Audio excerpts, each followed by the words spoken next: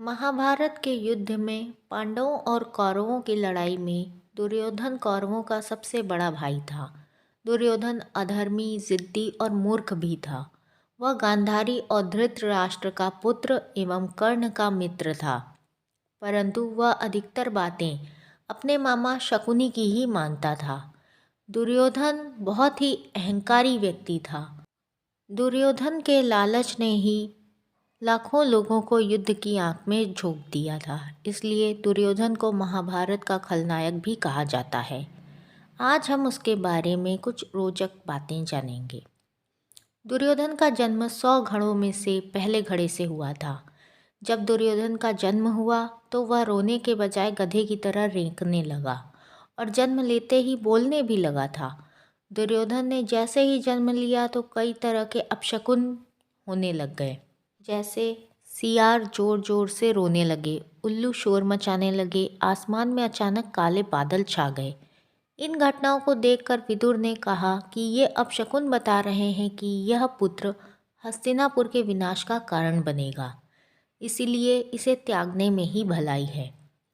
परंतु पुत्र मोह में अंधे धृतराष्ट्र और गांधारी ने ऐसा करने से साफ मना कर दिया। दुर्योधन को कलयुग का अवतार माना जाता है क्योंकि दुर्योधन में वे सभी गुण मौजूद हैं जो कलयुग के मनुष्य में होने चाहिए। इसलिए दुर्योधन को कलयुग का अवतार माना जाता है। कहते हैं कि दुर्योधन कलयुग का अंश था, तो उसके 100 भाई पुलत्स्य वंश के राक्षस के अंश थे। दुर्योधन बहुत ही कुटिल और क्रूर होने के साथ ही साथ गदा युद्ध में भी पारंगत हो गया था। उसने शकुनी की चाल के तहत बलराम जी से गदा युद्ध करना सीख लिया था। महाभारत काल में बलराम, जरासंध, भीम और दुर्योधन को ही सर्वश्रेष्ठ गदाधर माना जाता था। भीम ने भी बलराम जी से ही गदा सीखी थी। गांधारी ने अपनी दिव्य दृष्टि से दुर्योधन के शरीर को वज्र के समान बना दिया था, परंतु श्री कृष्ण की नीति के तहत दुर्योधन के गुप्तांग और जंघा को कठोर नहीं बना पाई थी। दुर्योधन की मृत्यु सबसे अंत में हुई और ख़ास बात यह है कि महाभारत के 18 दिन तक चलने वाले इस युद्ध के अंत के बाद दुर्योधन और भीम के बीच गदा युद्ध हुआ, जिसमें भीम ने दुर्योधन की जंघा उखाड़कर फेंक दी थी, जिसके चलते दुर्योधन की मृत्यु हो गई थी। एक बार महर्षि मैत्रेय हस्तिनापुर पधारे। विश्राम के बाद धृतराष्ट्र ने पूछा, भगवन, वन में पांचों पांडव कुशल पूर्वक तो है ना? महर्षि ने कहा, वे कुशल हैं, लेकिन मैंने सुना है तुम्हारे पुत्रों ने पांडवों को जुए में धोखे से हराकर वन भेज दिया। ऐसा कहकर पीछे मुड़ते हुए उन्होंने दुर्योधन से कहा, तुम जानते हो पांडव कितने वीर और शक्तिशाली हैं। महर्षि की बात सुनकर दुर्योधन ने क्रोध में अपनी जांघ पर हाथ से ताल ठोक दी। दुर्योधन की यह उद्दंडता देखकर महर्षि को क्रोध आ गया और उन्होंने कहा, तू मेरा तिरस्कार करता है, मेरी बात शांतिपूर्वक सुन नहीं सकता? जा उद्दंडी, जिस जंघा पर तूने ताल ठोकी है उस जंघा को भीम अपनी गदा से तोड़ देगा। बस यही शाप दुर्योधन को ले डूबा। रिश्तों में दुर्योधन जहाँ अर्जुन का सौतेला भाई था, वहीं वह श्री कृष्ण का समधी भी था। श्री कृष्ण के पुत्र सांब ने दुर्योधन की पुत्री लक्ष्मणा से विवाह किया था। अर्जुन और श्री कृष्ण भी आपस में भाई ही थे, क्योंकि अर्जुन श्री कृष्ण की बुआ कुंती का लड़का था। लेकिन अर्जुन ने जब श्री कृष्ण की बहन सुभद्रा से विवाह किया तो वह उनके जीजा भी बन गए थे। दुर्योधन ने पांडवों को मारने के लिए सबसे पहले भीम को विष देकर नदी में फेंकवा दिया था, परंतु भीम बच गए थे।